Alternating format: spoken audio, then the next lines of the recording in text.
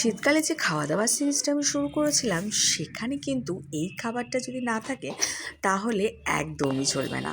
সেটা হচ্ছে mixed veg দিয়ে ফ্রাইড রাইস। এটা হচ্ছে আমাদের ভীষণ প্রিয় একটা শীতকালের খাবার। শীতকালে আমি দু রকমের গাজর এখানে নিয়ে নিয়েছি, তার সাথে আছে বিনস, তার সাথে আছে কড়াইশুঁটি, আছে ক্যাপসিকাম, গাজর, আর আছে কাজু কিশমিশ। এই কটা জিনিসই আছে। ব্রোকলিটা আজকে আর পেলাম না, আর ফুলকপিটাও তাই জন্য আর দিলাম না।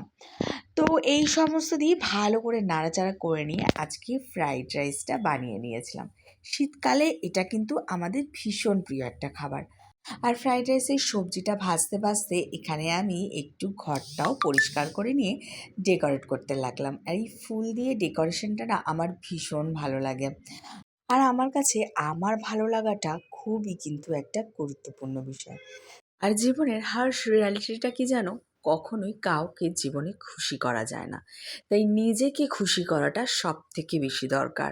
তাই আমি চেষ্টা করি সব সময় আমার ইচ্ছেগুলোকে বেশি করে প্রায়োরিটি দেওয়া। আর এখানে আমার ফ্রাইড রাইস বানানো প্রায় শেষের দিকে।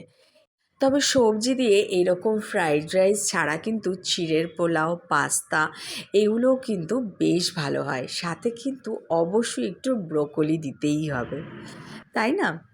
আর চলো এবারে খাওয়া দাওয়া করার পালা।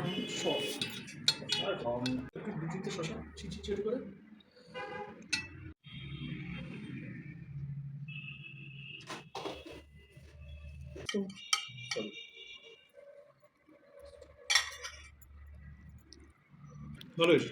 ভালো হয়েছে না? অনেক অনেক সবজি দিয়েছো, হ্যাঁ তার সাথে রাইস। আর আমার তো এমনিতে সবজি খুব ভালো লাগে। হ্যাঁ, সবজি দিয়ে এটাই শীতকালের স্পেশাল।